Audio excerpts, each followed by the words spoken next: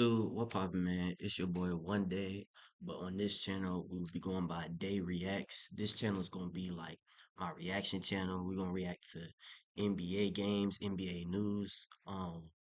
Probably not much of any other sports, maybe boxing or football occasionally, but I am just an NBA fan, so that's gonna be the majority of the type of sports we're gonna be reacting to. But we're also gonna react to crime videos or just any other videos that you guys want to watch. Whatever you want to see, just let me know, and we're gonna get a video out for y'all.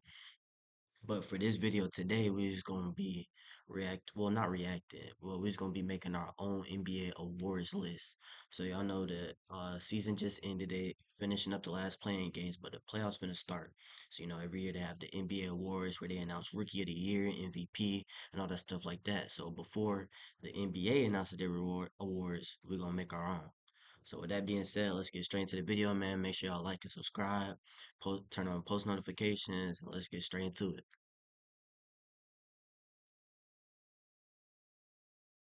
All right, so we on ESPN. So what we're gonna do is we're gonna compare what they have as the list on ESPN, and then I'm gonna give my own who I think should win.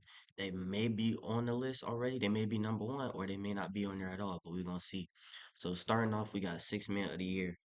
So top three for six man of the year, you got Peyton Pritchard on the Celtics, Nickel Alexander Walker. I'm not gonna lie, I don't know who bro is, and Malik Beasley from the Pistons. Automatically, Malik Beasley, he's out of there. This man said that James Harden is easy to guard. He said that on like Neon Stream or something like that. Said James Harden is easy to guard. Next game, Harden dropped 50 on him.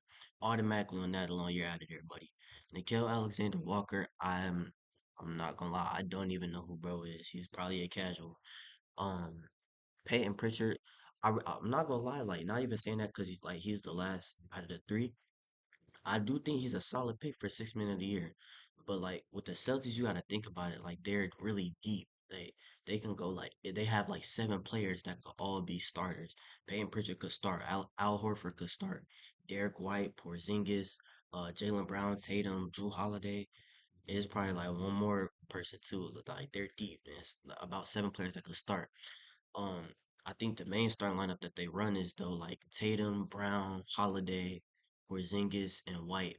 But since so Pritchard and Horford are the main two that come off the bench, but Porzingis is always hurt, which means Al Horford majority of the time is the replacement. So Peyton Pritchard is the real like solid, consistent six man. And I'm not gonna lie. You give that man the ball with 3 seconds left before halftime, that's cash. Like I don't know how he does it, but like most of the time it's green. So I do think Peyton Pritchard is a solid pick. Somebody else though, that you could think about is Norman Powell. Now, since Paul George isn't on the Clippers no more, I don't know if I'm not exactly sure if Norman Powell starts or not. He probably does start, so that's why he's not considered a six man anymore. But he be hooping on because normally like the last few years he has been on there, but I think he might start now since Paul George isn't on the Clippers anymore. Next up, we got most improved player. So top three, got Evan Mobley, Zubac from the Clippers, and Austin Reeves. Bro, first thing I'm gonna say is the Cavs, like they just been getting glazed all year. I'm not gonna lie. Like I know they went on like three different like 15 game plus win streaks, and they got the best record in the East and all this other stuff. Donovan Mitchell, he's one of my favorite players in the league. I'm not gonna lie, but so like I think that he deserved to be an All-Star starter. But they had like two more All-Stars. I think Mobley and Garland were both All-Stars too, and I just think like they gassing them up because they had a good year and they went on all these win streaks. So I don't think even if you put Evan Mobley in here, he shouldn't be at number one. He could be top three or maybe number four. I don't think he should be number one. Zubac, I'm not gonna lie, bro, is pretty nice. Like I wish he was still on the Lakers. He would be like very helpful, but I don't think he should be number two. Now I am a Lakers fan. LeBron is the GOAT.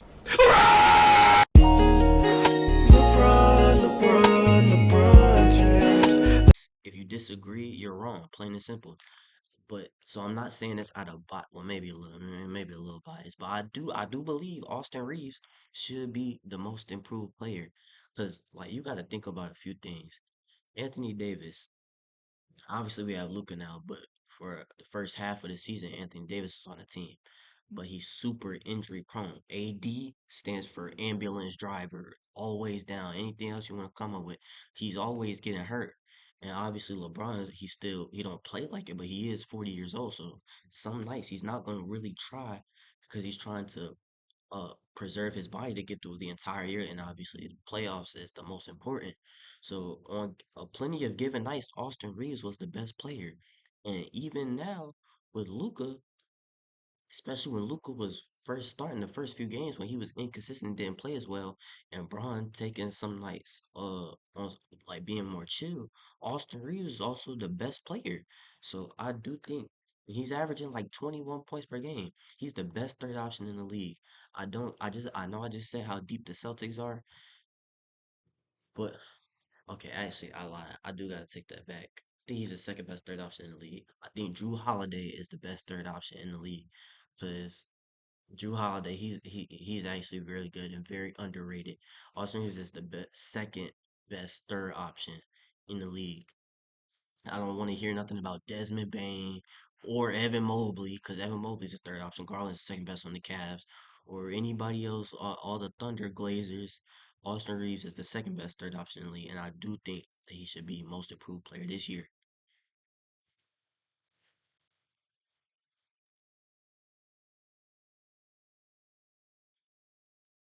All right, next we got Rookie of the Year. Um, All right, so let's see who they have in the top three. Zachary Riss, bro. I'm not gonna lie, I don't even know who bro is. Literally every single year, the draft is what in like July, a month before you start hearing about these tall people that's not even from the U.S. and how they're gonna go number one. You don't even hear about them until a month before the draft. All a whole time before that, you don't even know. Obviously, things are different a little bit this year because everybody knows Cooper Flag is gonna go number one. I mean, if he, because they say he's thinking about staying another year. I don't think he will, nor do I think he should. If not, Dylan Harper go number one probably, but either way, it's different this year. But like the last few years with like Wimby and all these other people. But I don't even know who bro is to be honest. Stephon Castle. I do think that he actually could should win Rookie of the Year. The Spurs, if Wemby didn't get hurt, the Spurs might be at the like the 10th seed, fighting in the playing for the eighth seed in the playoffs, because the Spurs were like solid before Wemby got hurt. And Stephon Castle was a big role in that. Plus, just getting some like leadership and learning from Chris Paul. Uh, but who I do think would have won Rookie of the Year if they didn't get hurt was Jared McCain. Jared McCain, like he it's bro, it's so ridiculous to say because you on the 76ers team, you have Joel Embiid, who formed one MVP like 2, 3 years ago. You have Paul George, who you're paying like $36 million or whatever, and Paul George has more podcast clips uploaded than field goals made. Which, bro, like that just makes absolutely no. That's pathetic, bro. Like he really needs to like they need to send him to the Wizards or something as his punishment because that's a shame. He robbed them. Like he needs to be sentenced to getting sent to Washington. And Joel Embiid, who's always injury prone. But you have both of them on the team. But Jared McCain was the second best player and the first player whenever Tyrese Maxey was hurt. So I do think that he would have won Rookie of the Year. I'm also surprised the GOAT, the second GOAT, Rob Dillingham, isn't in the top three, but he's he lacks playtime or his playtime, the amount of minutes he gets is inconsistent, which doesn't really make sense to me. I don't know who Jalen Wells is, so I don't really know how good he is, but out of these three, I would pick Stephon Castle as my rookie of the year. But I think if Jared McCain was still healthy, he would be rookie of the year at this point. I don't know. Sometimes if your rookie year is cut short, they let you your next season would count as your rookie year. They did that with Chet and they did that with Ben Simmons, even though he still shouldn't have won rookie of the year over Donovan Mitchell. But that's another discussion for another day. But out of these, I would say Stephon Castle should be rookie of the year.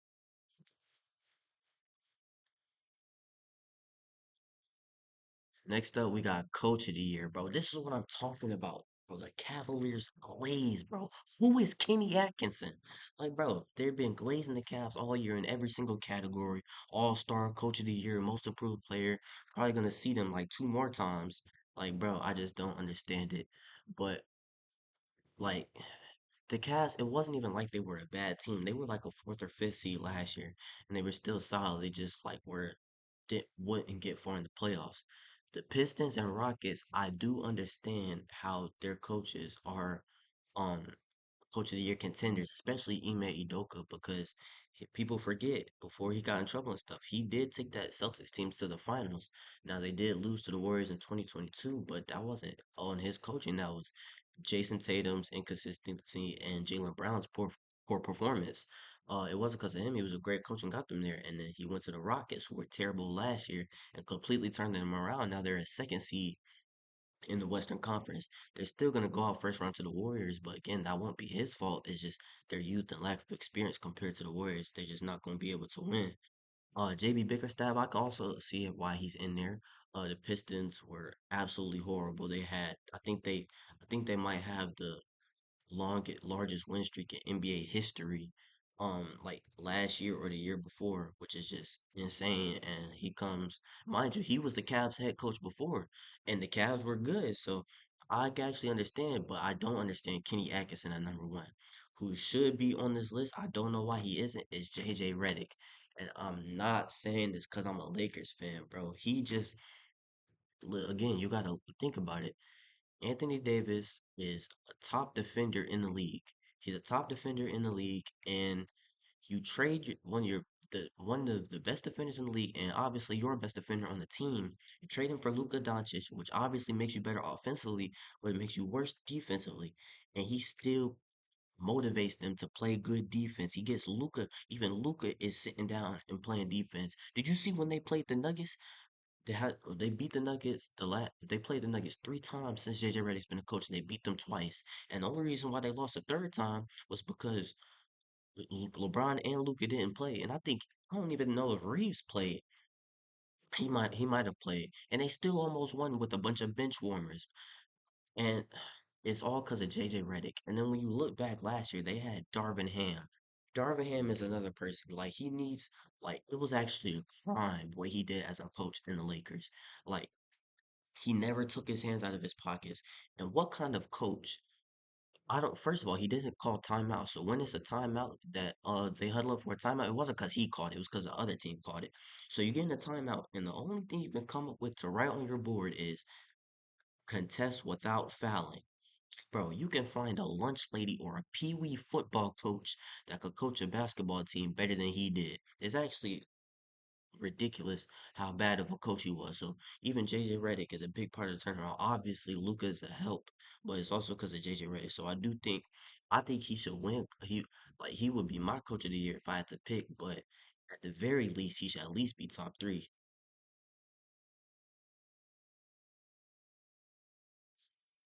All right, next we got defensive player of the year. Now Zubac, like he is nice. On the Clippers, I don't really know too much to talk about his defense. Evan Mobley, if it was one category from the Cavaliers, I do think that Evan Mobley is a solid defender, and this is the one category that a player from the Cavs I do think they should be in. Jaren Jackson Jr., he's also a good defender, and he's one of those more versatile defenders that, like, you get him switched onto a guard, he can still guard you just because of his length and everything. One person that I am glad isn't on this list is Rudy Gobert, bro. I don't know how many times he's scammed his way to win defensive player of the year. Now he's got about four now, I think, and I don't know how he's won any of them. What defensive player do you know that when the offensive player gets the ball, they want a switch so that the defensive player of the year can guard them? Luca last year in the playoffs fried Rudy Gobert. He wanted him to guard him. When have we ever seen a defensive player of the year? Your defensive player of the year and the player on offense wants you to get switched onto them. It's pathetic, and he gets embarrassed every single time. He can't make a layup. He gets dunked on. He gets laid. I don't know how he wins it. So I don't even care who out of this list wins it. I'm just glad that he doesn't. But if I did have to pick somebody out of this list, I would say Jaren Jackson Jr.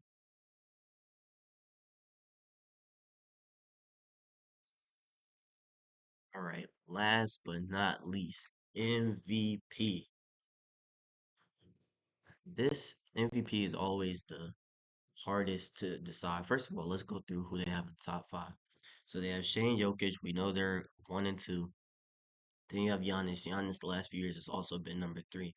I think Giannis, he loses a lot of consideration just because for one, he has Damian Lillard on his team, and also just it's harder for him to carry them nowadays. So the Bucks aren't doing as well. He's doing the best he can, but they're still like fourth or fifth seed, I think.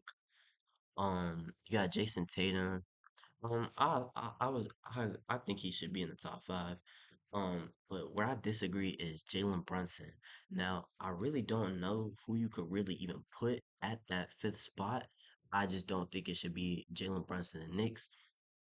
Yeah, they're the third seed in the East, but they haven't beaten anyone good. They're always losing to good teams. So I think you can't really like if you're just beating up on the Wizards and the Hornets and all these other bums of the league all season.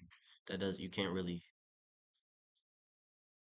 Hey, sorry, I did have to switch rooms. I am recording at school right now, so sometimes it's kind of hard to find a good place to record.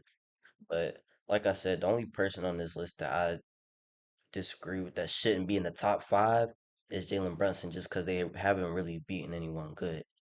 Now, as for who I think should win MVP, of course, we need to look at these two names, Jokic and Shea. I'm gonna be honest, all season long, I was wanting Shea to win the MVP. But part of the reason was just because, as I keep saying, I'm a LeBron fan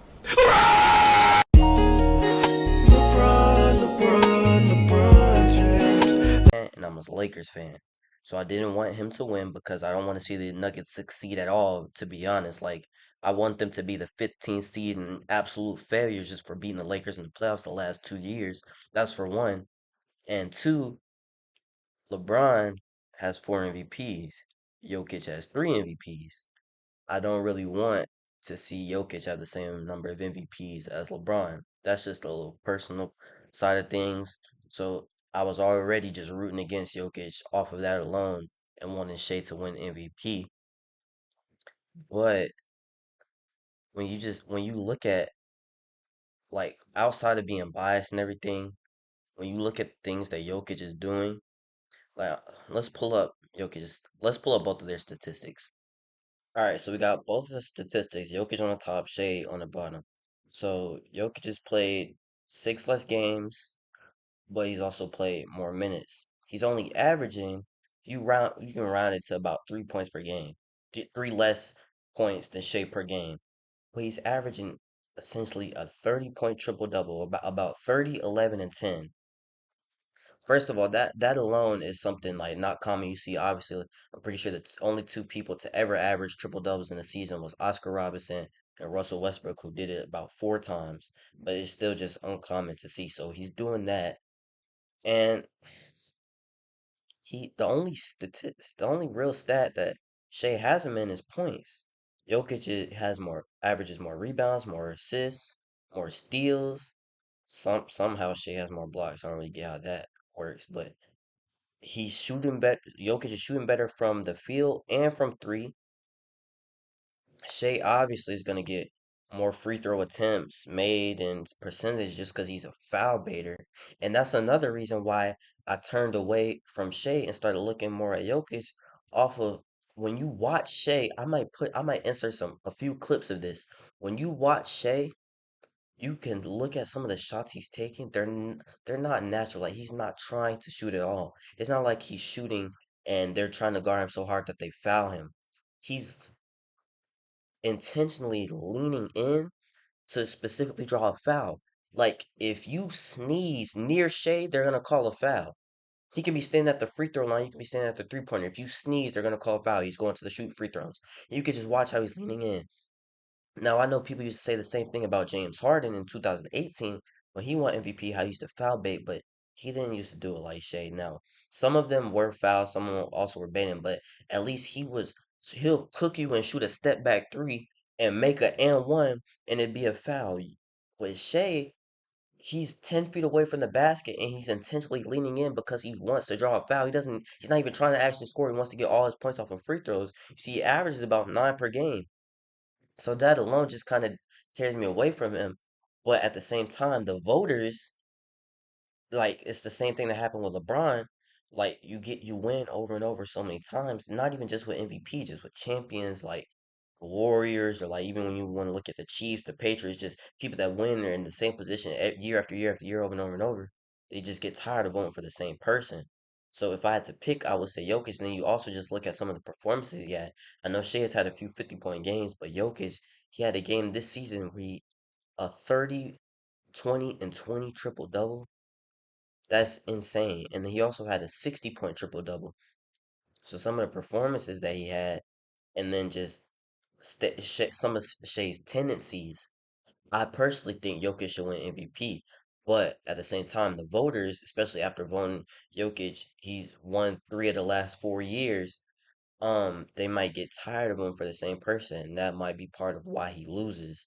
Even though this year is his best out of all he has 3 MVPs right now, and out of all 3 MVP years, this season is his best. He's been playing better than any MVP season, any of his previous MVP seasons. So I personally think that I would have to put the MVP, give the MVP to Jokic for this season, as much as it pains me to say. But that's going to be all for this video. I appreciate you guys for watching. I hope that you'll like the video, subscribe to my channel. Like I said, this channel will be my reaction channel. So, the play-in games should be wrapping up and the playoffs are going to start. So I do plan on reacting to all the playoff games. Like the first round starts on Saturday, the first 4 games. Let me know if you guys want me to react to each one individually or just put it all in one video so you can see all the games and all the hot game highlights in one video. And let me know any other videos that you guys want me to react to outside of basketball. All that will be going on this channel. I do plan on making another channel soon, just about my lifestyle content, so you'll see more of like vlogs and stuff like that. I do have a clothing brand. Y'all make sure y'all follow my clothing brand on Instagram at strivies.us, and follow my main Instagram at underscore dot one day, and it's a zero instead of a O. I'm gonna put both links in the description, and I'm gonna also probably put up on the screen at some point during the video all of my final awards that I'm giving out for each one. um, y'all let me know what y'all think about my list that I have, and who y'all would give for the awards. Who y'all want to win MVP, Six Man of the Year, Rookie of the Year, stuff like that. Appreciate you guys for watching, and that's gonna be the end of today's video.